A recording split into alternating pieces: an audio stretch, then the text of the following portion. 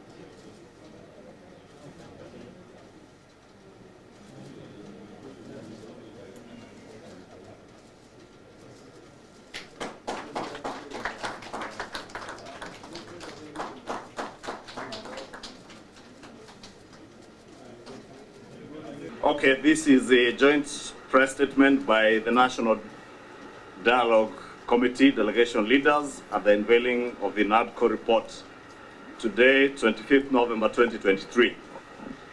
Ladies and gentlemen, dear Kenyans, in the history of our great nation, Kenya, the people have always had the great resolve to face all challenges that occasion from time to time.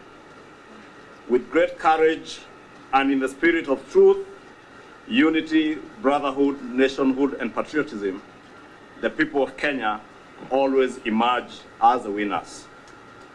On this 25th day of November 2023, the National Dialogue Committee, established through a parliamentary process of the people's representation, is proud to midwife to the people of the Republic of Kenya the Nadco 2023 report. We are indeed proud to unveil the National Dialogue Committee's report, which has been electronically submitted to the principals representing both the Kenya Kwanza and Azimio la Umoja leadership. It is our firm belief that the report has addressed the issues that form the basis of the talks, and the recommendations therein will progressively heal our wounds, foster togetherness, promote national unity, restore our national pride, and usher us to greater national prosperity. We have a wish to admit that the journey preceding this joyous occasion has not been easy. We have weathered many storms that threaten the very fabric of our national unity. We have endured the tumultuous cycles of violence that marred our aspirations and hindered our collective progress. The scars of our past, etched in the loss of lives, the devastation of property, and the crippling blows to our economy, served as milestones that mark the seasons of our collective national travail. Throughout this process, concessions have been made or were made. Entrenched positions were relinquished, but unwavering dedication to the welfare of our beloved nation prevailed. We have placed Kenya above personal ambitions, recognizing that our people's unity and our nation's prosperity are paramount.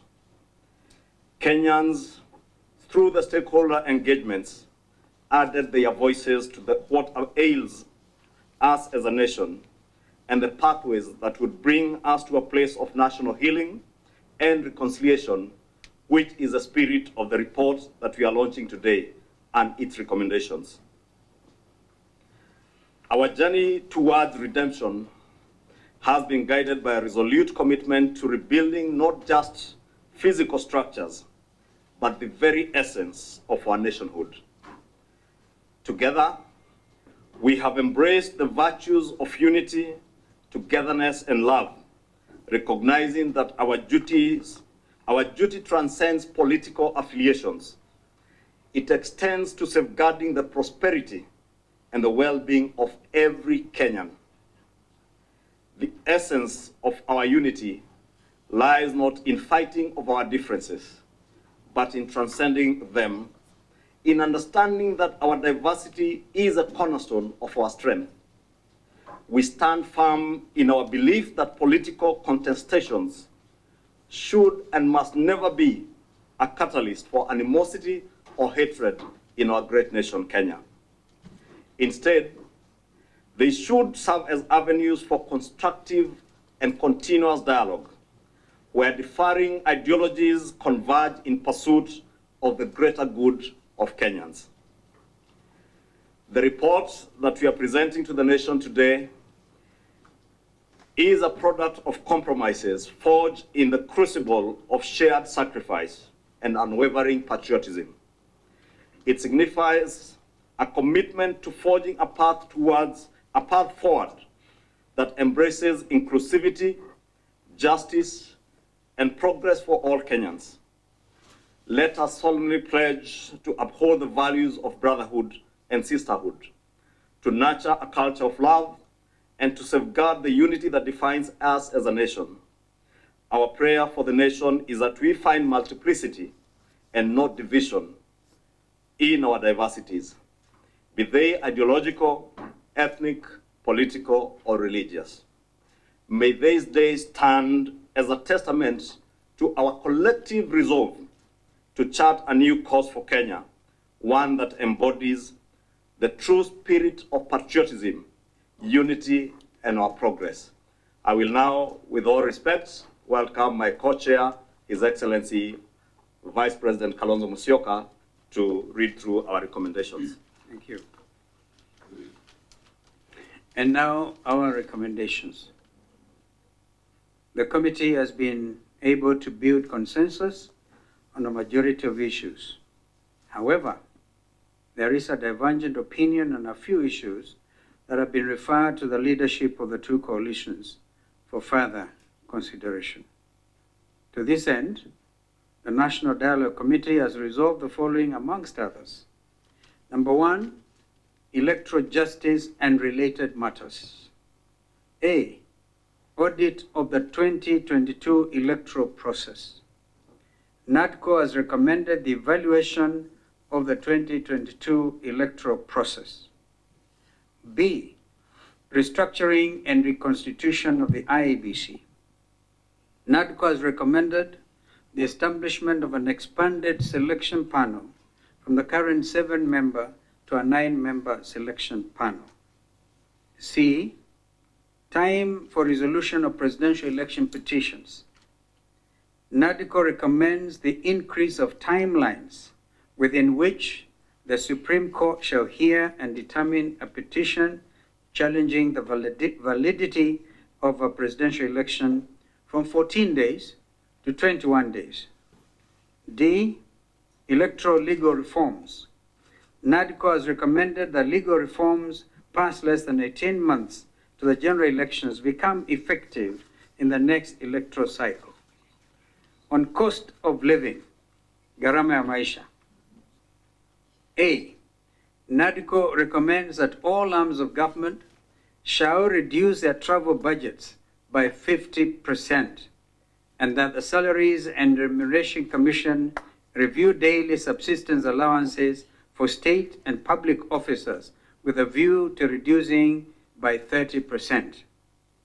B, Nadco recommends the Minister of Energy and Petroleum, in liaison with the National Treasury, to reduce the road maintenance levy and the anti-adulteration levy by 5 shillings and 3 shillings per litre, respectively. C, Nadco recommends that the national government finalizes the transfer of all devolved functions and provides for the concomitant resources to the county governments. D, Nadco recommends that Parliament shall amend the Constitution to provide for the equitable share to the county governments not to be less than 20% of all revenue collected by the national government from the current 15%. However, the committee was unable to reach a consensus on a number of other proposals on the matter of cost of living, including the reduction of VAT on fuel from 16% to 8%, and scrapping the housing levy. These twin issues are contained in the Finance Act 2023, I beg your pardon. Number 3, entrenching of funds into the Constitution. Nadco recommends the entrenchment of NGCDF, the National Government Affirmative Action Fund, GAF, and the Senate Oversight Fund.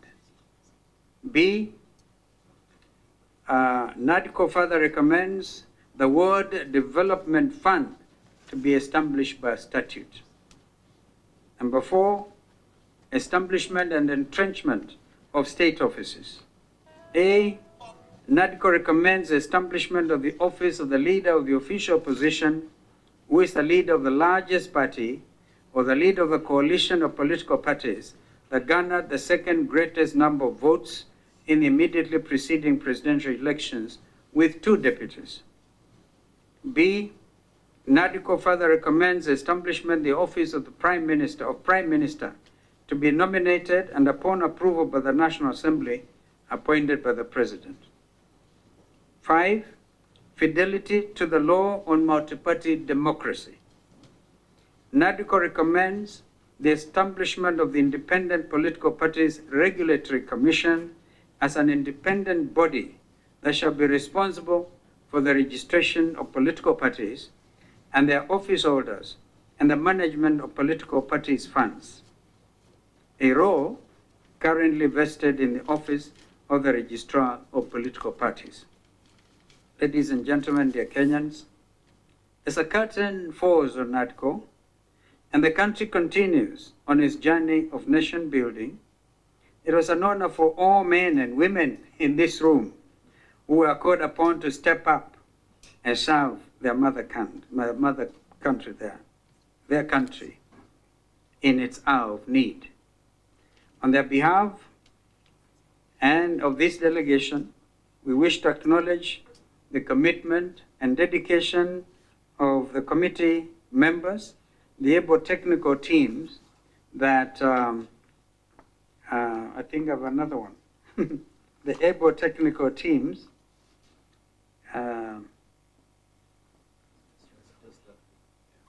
okay, let me just do the acknowledgement bit again. The National Dialogue Committee wishes to thank the party leaders of the Kenya Kwanza Alliance and the Azimio la Umoja One Kenya Coalition for the exceptional display of patriotism and statesmanship that established the National Dialogue Committee with the objective of addressing issues of concern to the people of Kenya. The committee also expresses its gratitude to the Speaker of the National Assembly and the Speaker of the Senate, as well as the offices of the Clerk of the National Assembly and the Clerk of the Senate, for the support extended to the committee in the execution of its mandate. The committee further extends its appreciation to the Electoral Governance Institute for Africa, commonly referred to as ALGIA, for the support accorded to the committee. And Felix, if you're in the room, thank you very much. This is a gentleman who has been able to pay for our lunches, not Kimani Echungwa, as he wants, and conferencing as well. So don't go for Kimani's jugular. The committee also acknowledges the members of the public and the various institutions and organizations that appeared before the committee or submitted memoranda.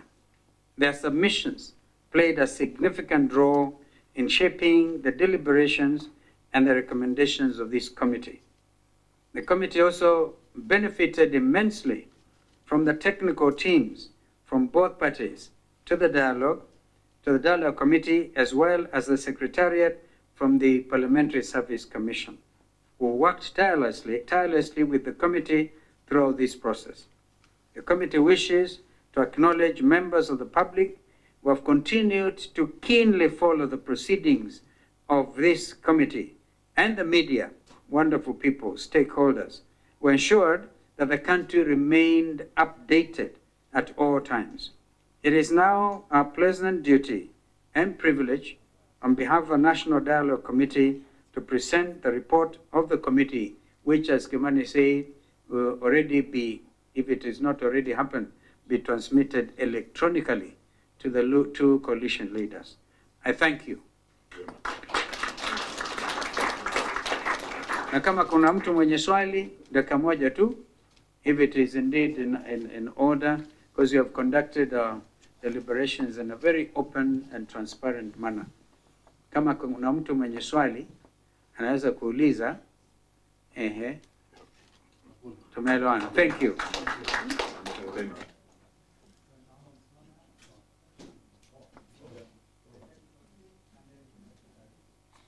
Actually, we honestly, and it was my special request, those young men and ladies you see sitting across there, they are the ones who have delivered this report. And we really would want to keep a record of this as a country moves forward. We really appreciate you for your professionalism. Yeah. Yeah, by the way, the full report itself will be a matter, what you have just given is a press statement. The details will be available to the country on the areas of agreement and the areas of disagreement, as we have highlighted briefly.